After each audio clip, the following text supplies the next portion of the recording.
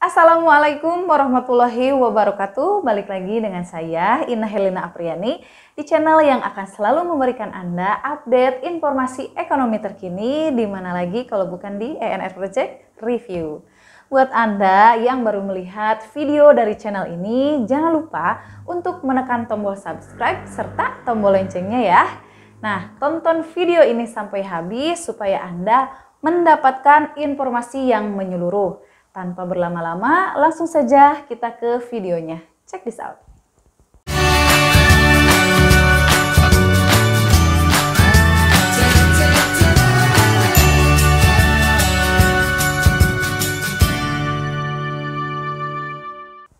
Ada beberapa pertanyaan sejenis yang banyak dan sering sekali ditanyakan di channel ini.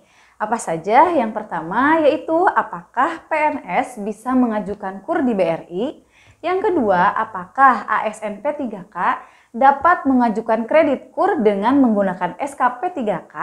Yang ketiga, apakah pensiunan PNS bisa mengajukan KUR?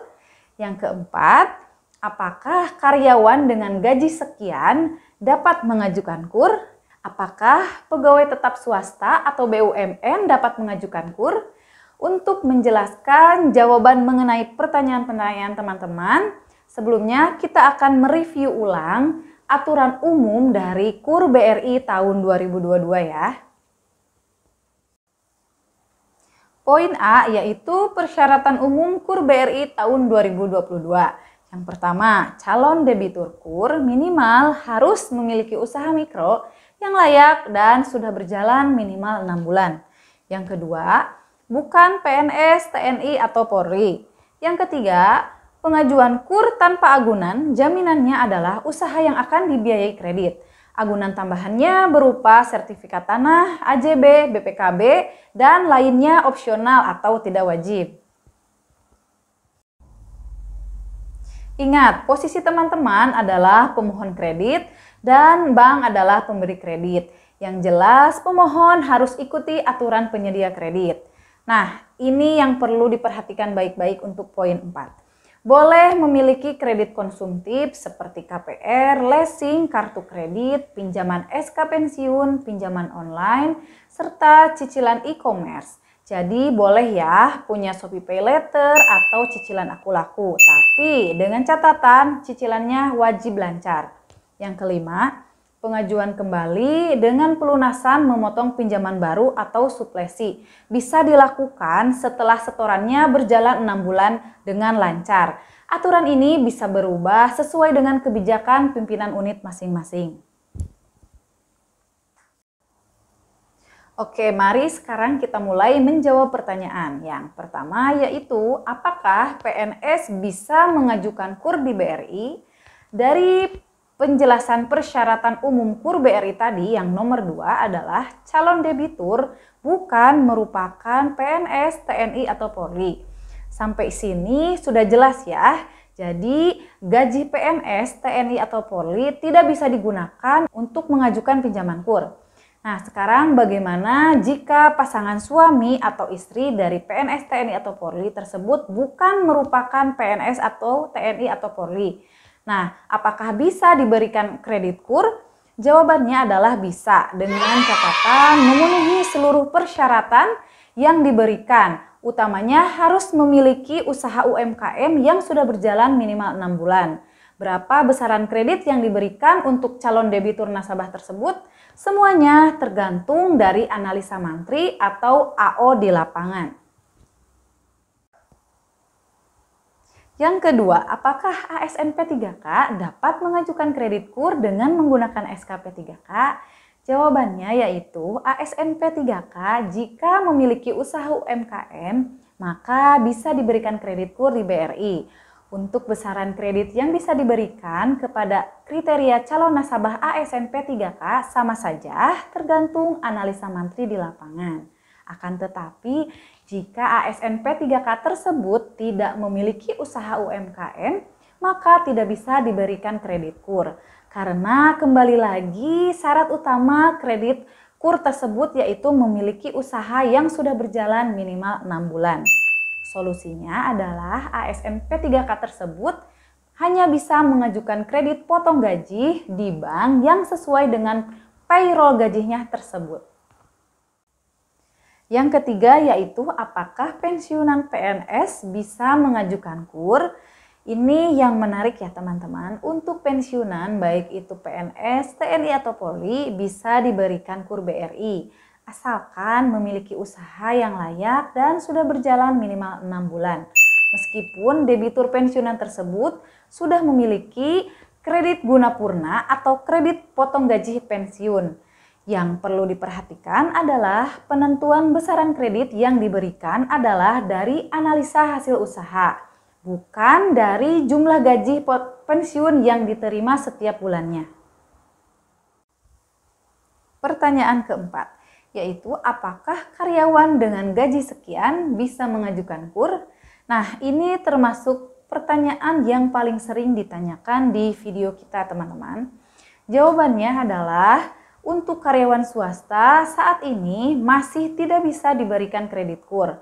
Karena kembali lagi syarat utama pengajuan KUR adalah usaha yang sudah berjalan minimal 6 bulan. Bahkan disebutkan agunan utama dari KUR adalah usaha yang dibiayai kredit.